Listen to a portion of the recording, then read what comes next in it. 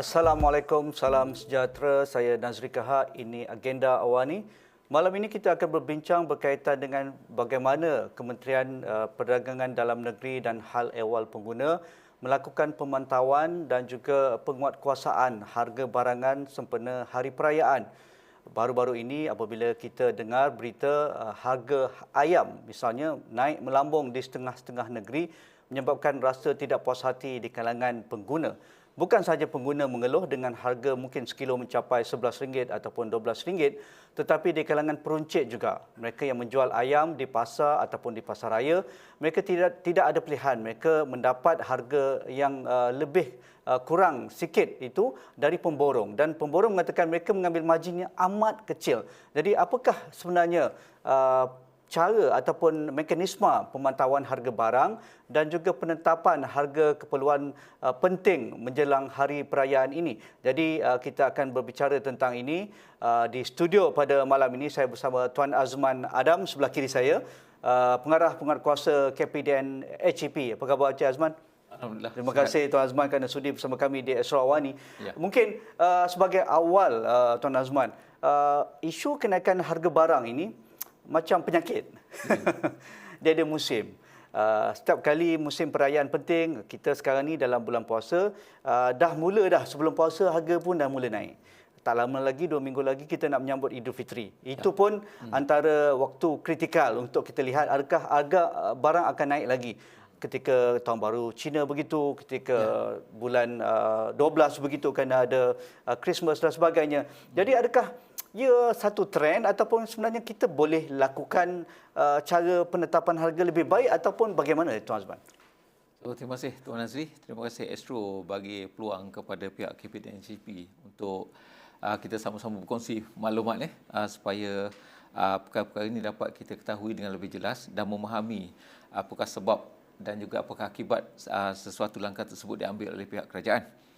Jadi memang kita tak nafikan pada tahun ini kita dapati berlaku kenaikan harga barang-barang tertentu lah, terutama seperti ayam, daging dan sebagainya. Dan adalah yang menyebabkan faktor-faktor tertentu kenapa perkara tersebut berlaku. Walau macam mana pun kita dapati pada tahun ini juga senario dia agak berbeza. Kalau kita nak banding dengan tahun lepas. Tahun lepas kita dapati lebih tenang agaknya sebab tahun lepas kita dalam keadaan MCO ataupun PKP yang lebih ketat. Di mana tahun lepas kita dapati tidak ada bazar Ramadan. Kita dapati restoran-restoran ditutup. Sekolah-sekolah pun kebanyakan ditutup. Jadi di segi tekanan kepada permintaan dan bekalan tersebut tidak ada. Tidak tinggilah kecuali pada peringkat awal sahaja di mana berlaku panic buying di kalangan penduduk-penduduk kita ataupun rakyat Malaysia itu pada bulan Mac. Tetapi selepas daripada itu kita dapati untuk bulan Ramadan pada tahun lepas pun bekalan agak stabil. Harga juga agak stabil sebab pada masa tersebut kita dapati bekalan adalah melebihi penawaran. Bekalan melebihi permintaan. Jadi kita dapati permintaan sangat rendah pada tahun lepas sehingga saya sempat tengok ada ayam yang dijual dengan 3 ekor RM10. Bayangkan. Itu pada tahun lepas sebab peternak, pemborong dan juga peruncit mereka tidak ada pilihan, mereka terpaksa menjual pada harga berapa sekalipun. Di ladang dah ada banyak stok. Dah stok berlebihan. Begitu juga dengan barang-barang lain lah.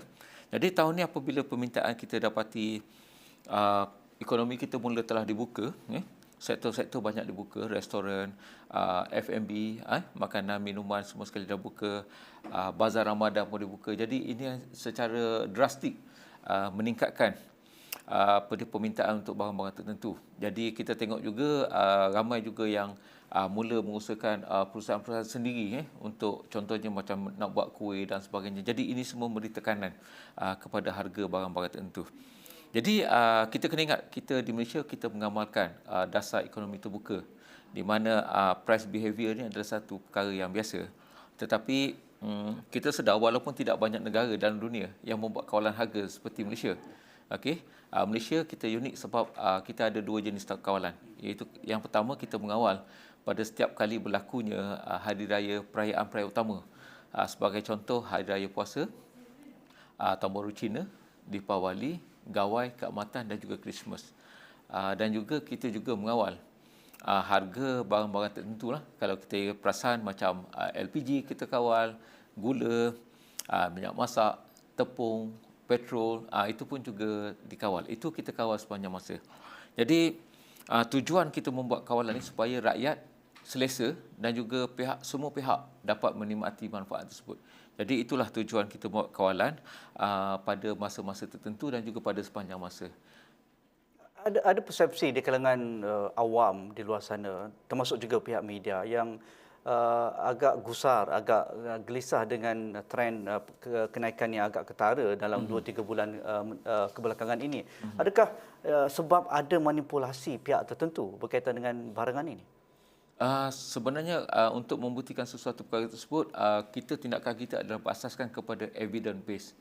Contohnya kalau orang dia melaporkan tentang kenaikan harga, so pihak KPDNHCP akan segera mengunjungi ataupun membuat siasatan. Kita ada kaedah iaitu dengan cara mengeluarkan notis. Jadi daripada notis tersebutlah kita dapat tahu jika berlaku kenaikan harga, adakah kenaikan harga tersebut setimpal yang mana kosnya akan dipaskan kepada pengguna. Saya ambil contoh, kalau kita kata kalau kita ambil gula, Tuan Aziz, contoh yang paling senang. Gula kalau kenaikan sekarang ni harganya RM2.85.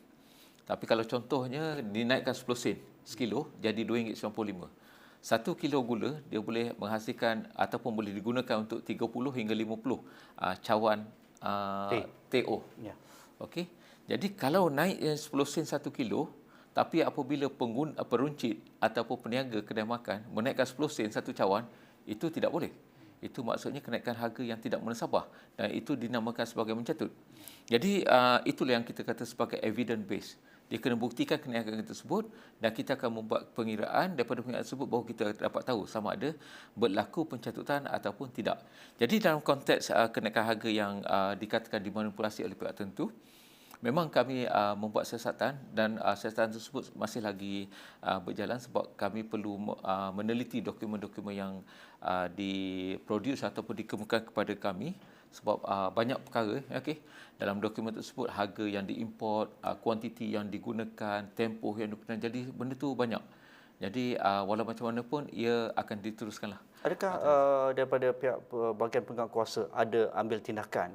Kerana rakyat ingin tahu juga, takkan dalam ribuan pemborong. Saya rasa tindakan tersebut memang ada.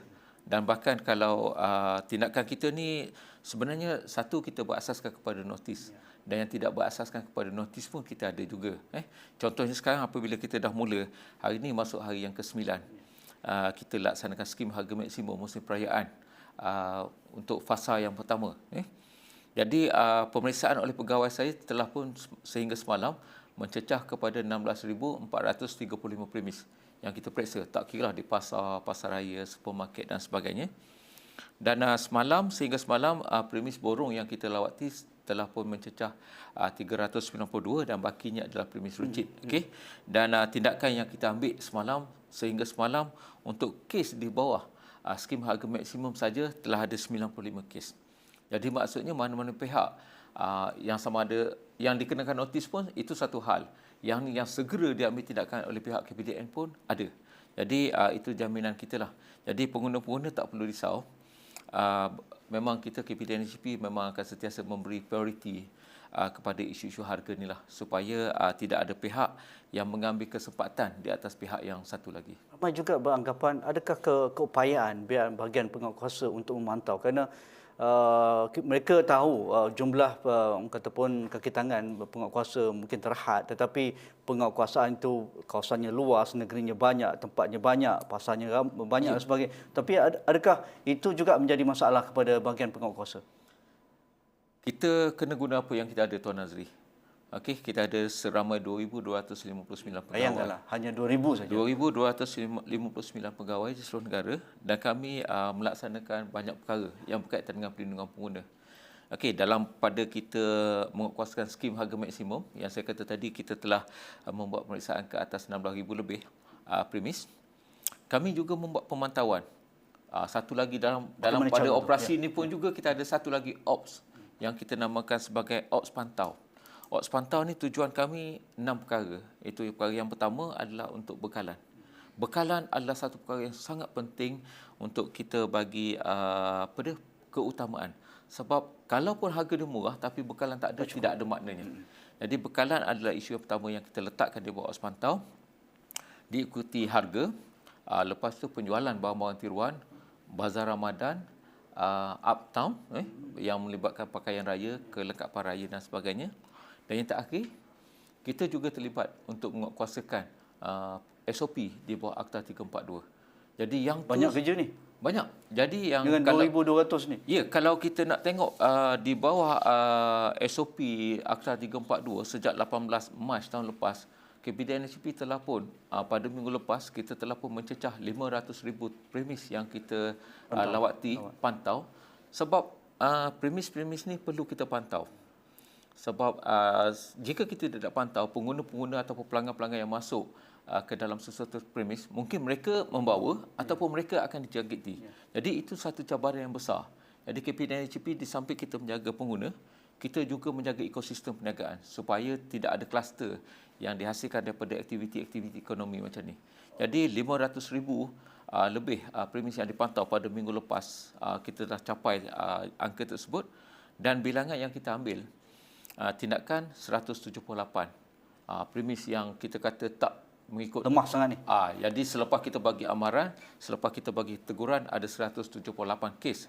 Dan alhamdulillah Tuan Nazri, saya nak maklumkan bahawa kerjasama daripada peniaga pun sangat baik. Alhamdulillah 98.36% kepatuhan. Okey.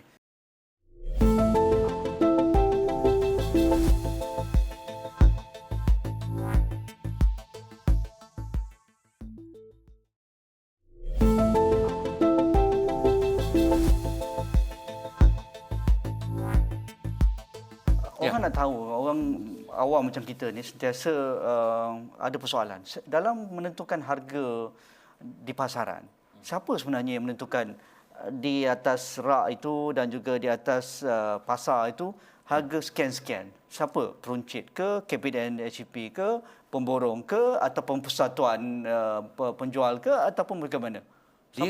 Sistem ni kita ialah pasaran terbuka kan, kita pasaran terbuka banyak dipengaruhi oleh faktor permintaan dan juga penawaran lah, macam saya kata tadi. Tapi kalau dalam konteks pelaksanaan skim harga maksimum ni, kita ada mekanisme tertentu.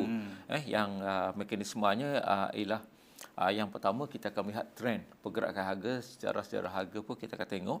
Yang kedua, dari segi costing. Dari sudut trend harga tu berapa lama window? Yang tu kita tak boleh beritahu. Nanti yang ni adalah rahsia yang yang perlu kita ada aturannya lah. Tidak ada aturan dia, sebab jika trend tersebut dapat dibaca oleh pihak tertentu, dia akan menyebabkan kecelaruan dalam harga tu nanti.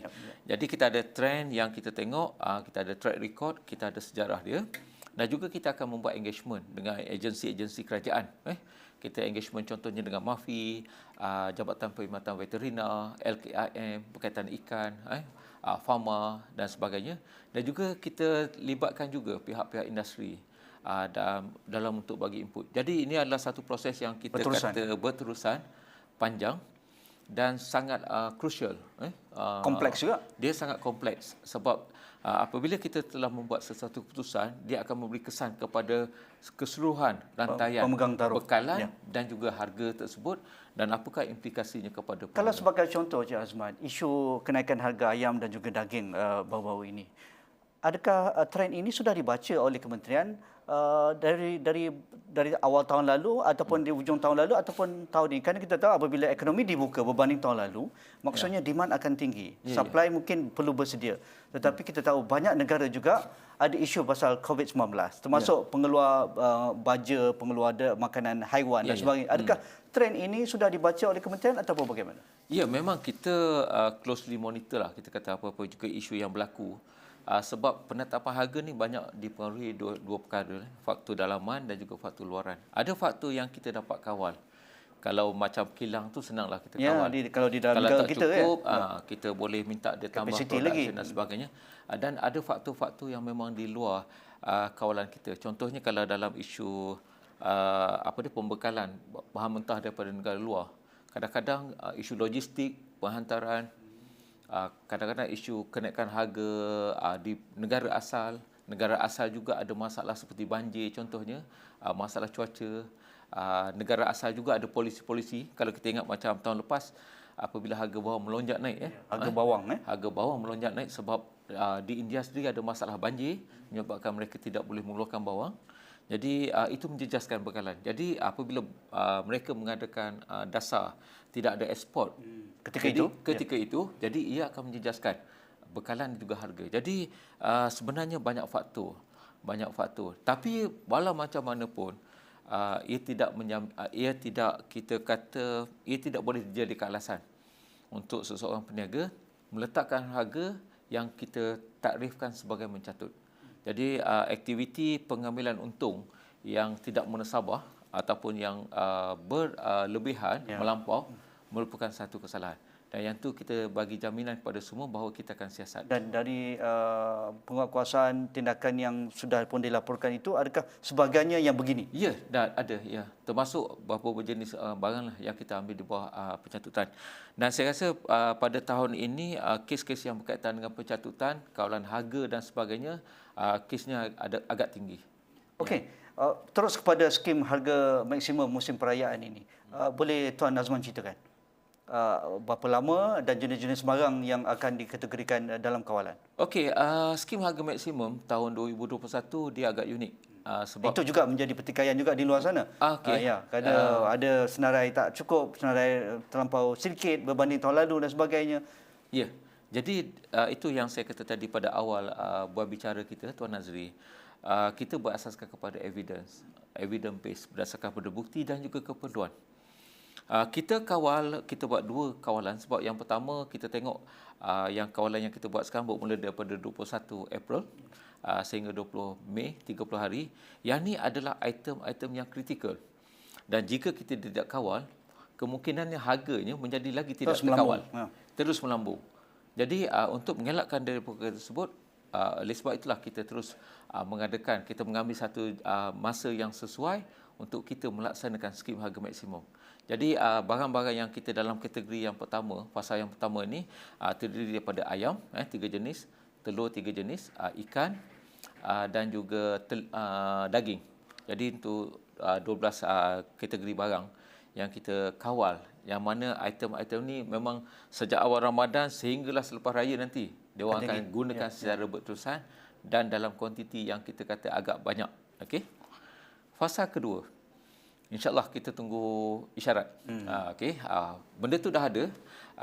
Menteri saya Yang Berhormat Datuk Seri Alexander Nathalinggi pun telah mengumumkan semasa pengumuman kita pada 19 April yang lalu bahawa akan ada lagi 20 senarai barang-barang yang akan kita kawal dalam skim harga maksimum fasa yang kedua. Jadi yang tu kita tunggu. Fasa yang kedua ni kita lebih menekankan item-item yang kita kata menjadi keutamaan menjelang raya saja. Sekarang ni orang tak guna lagi.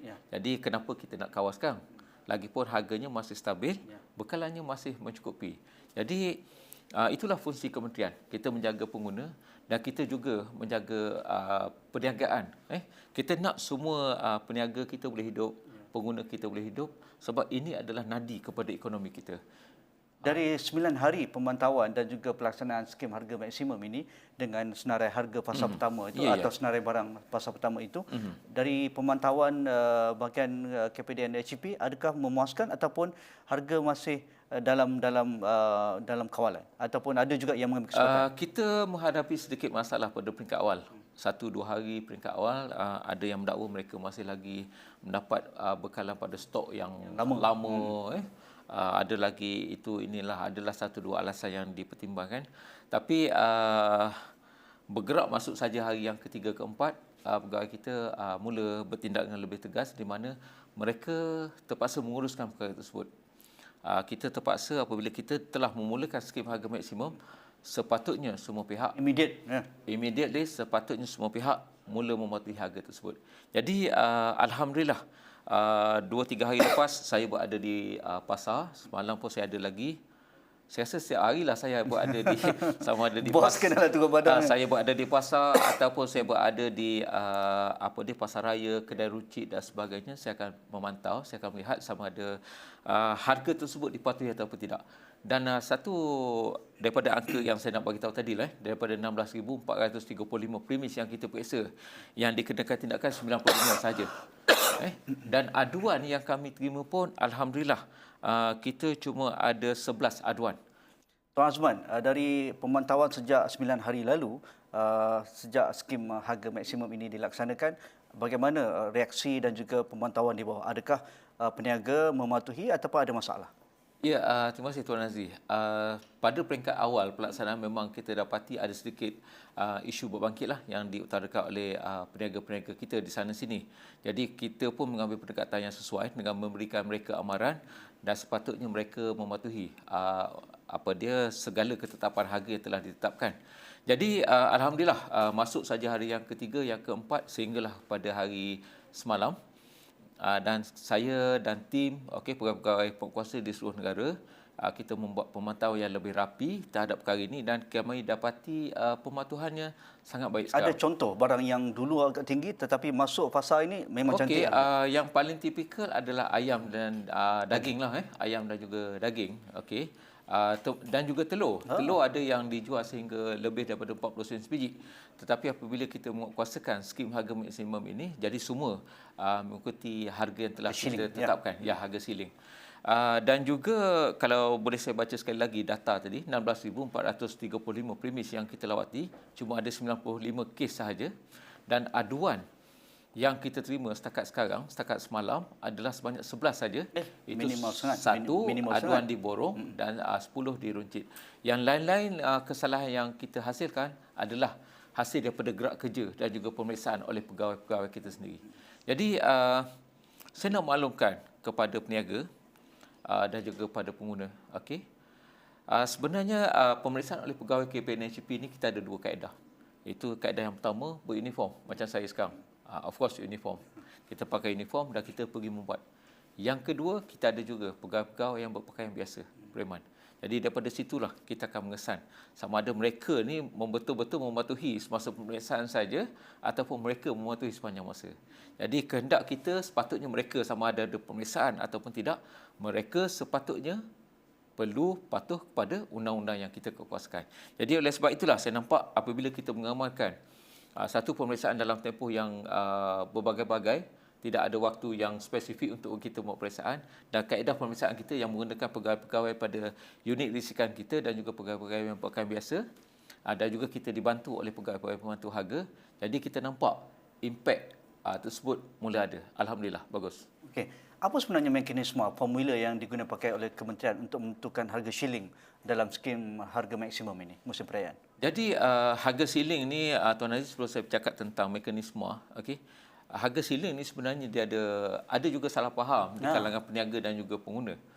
Harga shilling adalah satu harga yang ditetapkan oleh kerajaan supaya harga tersebut dijual, barangan yang dijual tidak melebihi daripada harga yang ditetapkan. Jadi ini bukan harga yang kita kata yang terpaksa diikuti oleh setiap peniaga. Kalau mereka nak jual murah di bawah harga tersebut, itu sangat kita alu-alukan. Bahkan kita tengok sekarang di setengah model perniagaan, harga ayamnya masih lagi di bawah RM6. Ada yang RM6.5, ada yang RM5.99, pelbagai harga.